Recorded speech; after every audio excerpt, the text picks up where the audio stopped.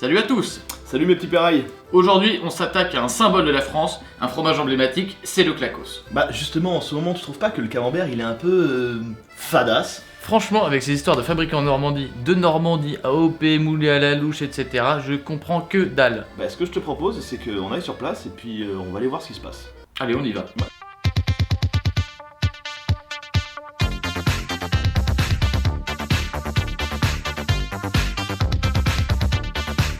Oh, I love cheese. Oh my god, so amazing.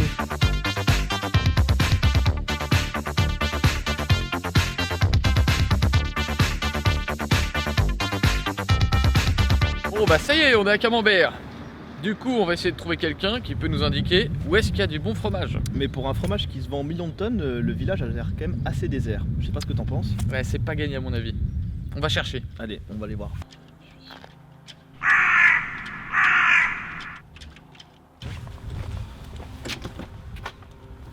Bon ben on va pas aller à la mairie. Là, il y aura sûrement quelqu'un pour nous répondre. Allez, la maison du camembert.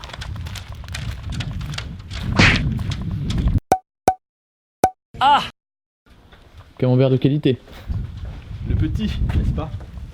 Dans le petit.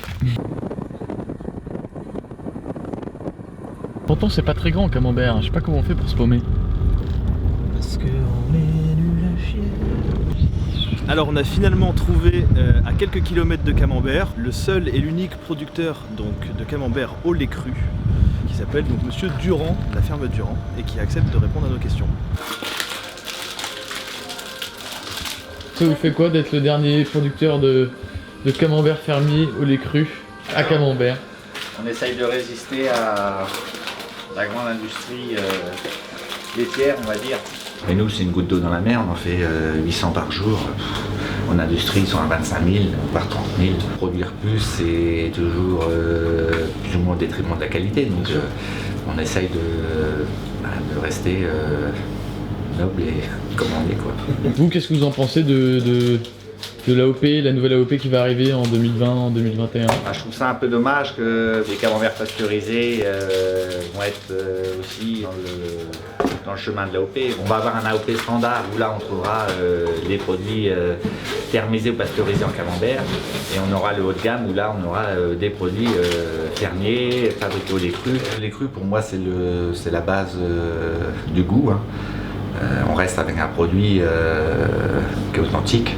Et c'est aussi satisfaisant de savoir qu'on élève nos propres genisses, de l'élevage du petit veau à la naissance jusqu'au produit fini sur le camembert fini. C'est satisfaisant.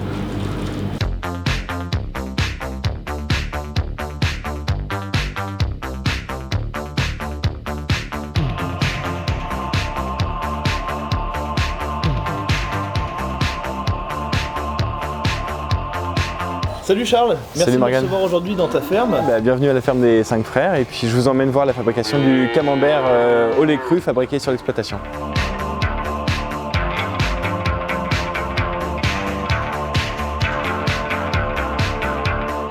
Pour faire du camembert, en fait, il faut faire d'abord maturer le lait pendant 24 heures. Donc on laisse la flore naturelle du lait s'exprimer. Au bout de 24 heures, on réchauffe le lait à 37 degrés. Là, il est prêt, il est à 37 degrés, un pH de 6,45, donc ça veut dire que c'est vraiment optimal, c'est le stade optimal pour mettre la présure. Au-delà de cette température-là, il y a une certaine flore du lait qui disparaît, qui ne résiste pas à la température.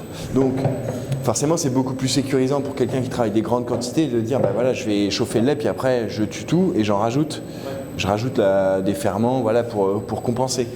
Mais nous, quand on est à la ferme comme ça, on peut se permettre de travailler vraiment au lait cru parce que c'est plus facile de maîtriser l'aspect sanitaire sur des petites quantités que quand tu travailles des grandes quantités en fait. Ensuite, il y a une seconde phase de maturation pendant 1 heure en bassine où le lait durcit avant qu'on puisse mouler le caillé. On fait la découpe du caillé, donc on tranche en gros cubes le caillé pour que le sérum ensuite puisse bien s'évacuer. Le caillé se retrouve dans les moules, et c'est-à-dire qu'on répète cette étape de moulage 5 fois. C'est-à-dire qu'il faut vraiment 5 heures, à raison d'1 heure par louche, pour obtenir un camembert contenant 2 litres de lait. Ok, alors là, du coup, on va voir. Et donc en fait, ça c'est les fromages qui sont en ressuyage, les fromages qu'on a fabriqués hier, qui sont en train de finir de sécher et qui ont été salés ce matin. Voilà. Allons-y. On voit bien qu'ils sont en train de finir de sécher, c'est-à-dire qu'il y a encore un petit peu d'humidité autour. Et donc là, ils vont rester pendant 24 heures ici, avant d'être transférés dans le haloir pour continuer à fleurir. C'est-à-dire que après, on va apercevoir sur le tour du fromage le pénicillium et tout un petit feutre, voilà, qui définit et qui est bien la marque du camembert. D'accord, donc ce qu'on appelle la croûte fleurie. Voilà, ça. C'est bien cette petite, ce petit côté dufteux. Donc là, on est sur un fromage à pâte molle, donc on voit bien que c'est relativement humide et mou. Et à croûte fleurie, donc ça, ce sera l'étape d'après, au bout de 2 semaines. Donc on peut voir que vraiment le pénicillium a bien poussé sur le fromage. En tout cas, ça sent bon, il n'y a pas d'odeur d'ammoniac, Non, ça sent plutôt la pomme, c'est-à-dire qu'à ce stade-là, c'est vraiment des notes très fruitées et plutôt de pommes qui se dégagent du fromage. Ça, c'est les fromages d'hier, et donc là, on va aller voir les fromages d'avant-hier et de la semaine d'avant. Allez. Ouais. On y va.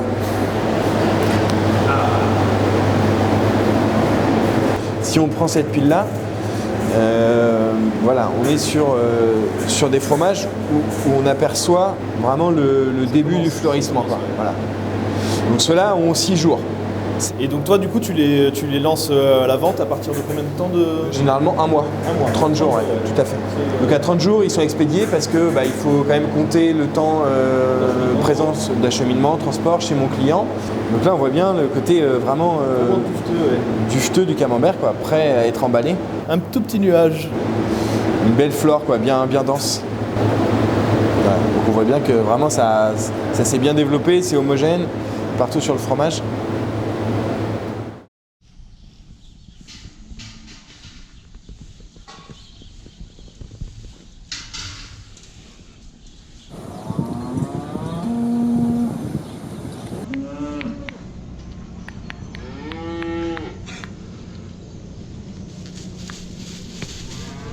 Charles, là on est avec les vaches.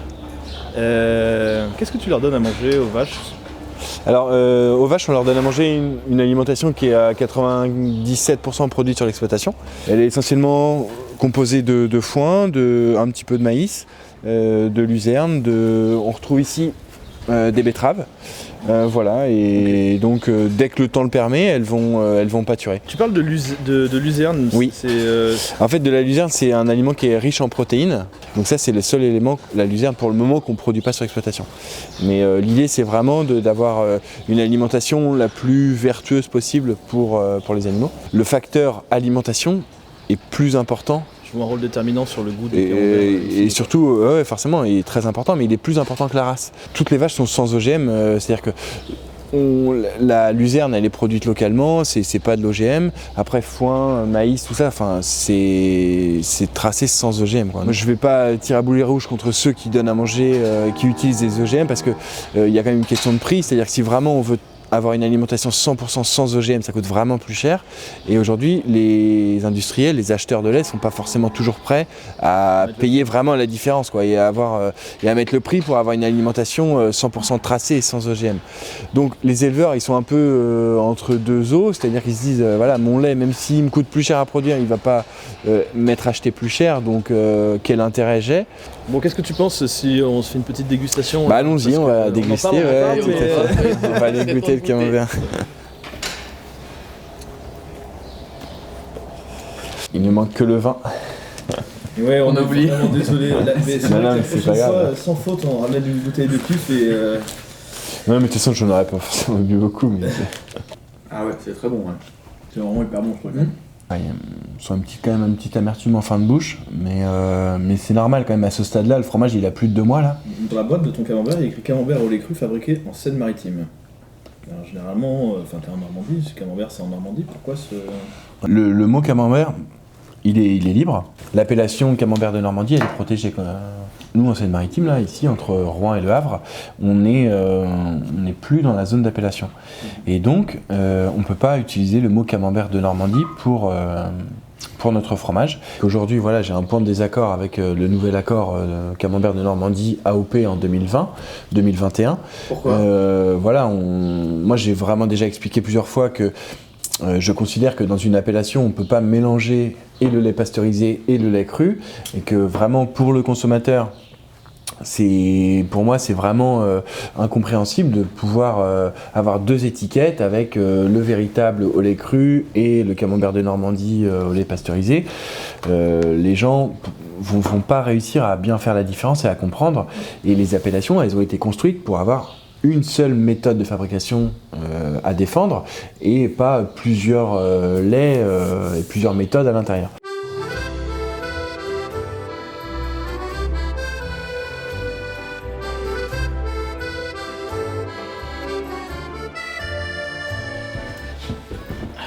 Voilà, j'espère que vous avez appris des tas de trucs sur le calandros. Et on se retrouve très vite pour un nouvel épisode de Qui l'est cru.